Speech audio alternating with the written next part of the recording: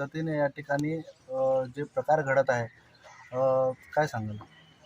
आमच्या भिवंडी वकील संघटनेचे सभासद मयुरेश पाटील, जे आताचे निवडून आलेले विद्यमान नगरसेवक आहेत, त्यांची आई आणि वडील हे माजी महापौर आहेत. अत्यंत प्रतिष्ठित असे कुटुंब आहे.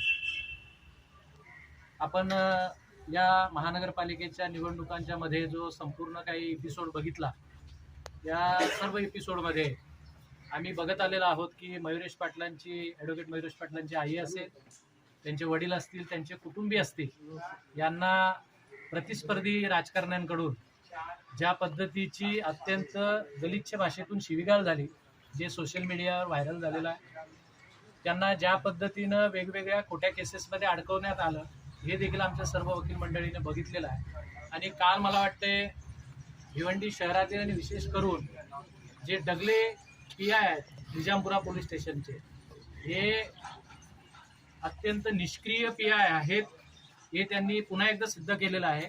कारण या पट्ट्यातली निजामपुरा हद्दीतली पूर्ण लॉ अँड ऑर्डर कोलॅप्स झालेली आहे आणि याला सर्वस्वी ते जबाबदार आहेत. आम्ही ज्या काही सोशल मीडियावर व्हिडिओज बघितल्या, त्यामध्ये क्लिअर कट दिसतंय की मयुरेश पाटील यांच्या घरावर एका मॉबने हल्ला केला, ज्या मॉबमध्ये सगळे तरुण दिसत आहेत. एक प्रकारे या कुटुंबाला मारण्यासाठीच, जीवे ठार मारण्यासाठीच ते आले होते. तदनंतर त्याच्या ज्या काही रिॲक्शन्स आहेत या साहजिक आहेत. त्यांच्या आईचं डोकं फुटलेलं आहे आणि आता आम्ही बघतोय की राजकीय दबाव टाकून या परिवाराला उद्ध्वस्त करण्यासाठी त्यांच्या आईवर, त्याच्या वडिलांवर, त्याच्या स्वतःवर, त्यांच्या बायकांवर आणि त्यांच्या समर्थकांवर सरकारी कामात अडथळा निर्माण केला, त्याचबरोबर हत्येचा प्रयत्न केला, अशा स्वरूपाचे खोटे गुन्हे दाखल केले, ते प्रथमदर्शनी आम्हाला दिसत आहे. आणि त्याचा निषेध आम्ही सर्व वकील संघटनेच्या वतीने उपस्थित वकील करतो आहोत. आम्ही सर्व वकील मयुरेश पाटील आणि त्यांचं कुटुंब यांच्यासोबत शेवटपर्यंत राहू. पोलिसांनी ज्या पद्धतीनं FIR नोंदवायला पाहिजेत, मला जी काही माहिती मिळाली त्यांच्या घरातून, त्या माहितीवरून असं दिसतंय की त्यांच्याही 2 समर्थकांना छातीत चाकूने वार झालेले आहेत. त्यामुळं समोरच्या आरोपींवर देखील 307 प्रमाणे गुन्हे दाखल व्हायला पाहिजेत. परंतु आतापर्यंतच्या मिळालेल्या माहितीनुसार त्यांच्यावर फक्त 324 प्रमाणे गुन्हे दाखल झालेले आहेत. आता त्यांना हजर करण्यात आलेलं आहे. म्हणजे वकील जे दुसऱ्यांना न्याय मिळवून देतात, त्यांच्यावर अशा पद्धतीनं अन्याय सुरू आहे आणि केवळ राजकारणाचा इन्फ्लुअन्स वाढण्यामुळे सगळं घडलेलं आहे. तर त्याचा आम्ही जाहीर निषेध करतो.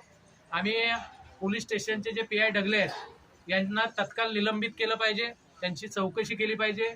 त्यांच्याबाबतच्या आमच्याकडे माहिती आलेल्या आहेत की ह्या परिसरामध्ये जो काही गुटखा विकला जातो, जो काही मटक्याचे धंदे चालतात, याचे सर्व हप्ते, ड्रग्ज विकले जातात, याचे सर्व हप्ते डगले घेतात. डगलेंना जो फ्लॅट देण्यात आलेला आहे, त्या फ्लॅटची चौकशी झाली पाहिजे. तो कोणी दिला हे उघड होईल. त्यामुळे या सगळ्या रॅकेटमध्ये पोलीस स्वतः अडकलेले आहेत आणि कोणाच्या तरी सांगण्यावरून एका अत्यंत प्रतिष्ठित अशा कुटुंबाला, जे महापौर राहिलेले आहेत, जे वकील राहिलेले आहेत, ज्यांची कारकीर्द अत्यंत सामाजिक आहे, परंतु त्यांना हेतुपूर्वक षडयंत्र करून राजकारणाचे बळी म्हणून पूर्ण कुटुंबाला उद्ध्वस्त करण्याचे जे षडयंत्र आखलं जात आहे आणि भिवंडीमध्ये लॉ अँड ऑर्डरचा जो काही प्रश्न क्रिएट केला जात आहे, त्या बाबतीमध्ये जे संबंधित पोलीस अधिकारी याला कारणीभूत आहेत, त्यांच्यावर तत्काळ निलंबनाची आणि बदलीची कारवाई झाली पाहिजे, ही देखील आमच्या वकिलांची मागणी आहे.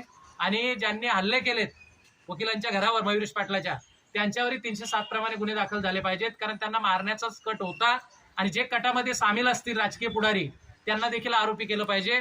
ही अशी मागणी आज आम्ही आजच्या दिवशी करतो. त्यांच्या कुटुंबाला कुठल्याही पद्धतीचा त्रास होता कामा नये, नाहीतर आम्ही सर्वजण भिवंडीतल्या जनतेला घेऊन रस्त्यावर उतरल्याशिवाय राहणार नाही, हे सांगण्यासाठी आज आम्ही या ठिकाणी आलेलो आहोत. आम्ही पोलिसांना पुन्हा एकदा सांगतोय की तुम्ही इथं, मला काही कळत नाही, तुम्ही त्यांच्या बंदोबस्तासाठी आलात की त्यांना कैदेत ठेवण्यासाठी आलात, अशा पद्धतीचं सगळं इथं वातावरण आहे. वकील हा अन्याय सहन करणार नाहीत. आणि आपण कलकत्ता बघितलं असेल काल परवाचं, की कलकत्त्याच्या टोलनाक्यावर एका वकिलाला जेव्हा मारहाण झाली, तर त्याची काय हालत वकिलांनी केलेली आहे, ती परिस्थिती या भिवंडीमध्ये उद्भवू नये म्हणून पोलिसांनी लॉ अँड ऑर्डर मेंटेन ठेवण्याचा प्रयत्न करावा. न्याय बुद्धीनं वागावं. कोणाच्या तरी सुपाऱ्या घेऊन कुठल्या जर वकील कुटुंबाला उद्ध्वस्त करण्याचं काम कराल तर आम्ही गप्प बसणार नाही, हे सांगण्यासाठी आज आम्ही या ठिकाणी आलेलो आहोत.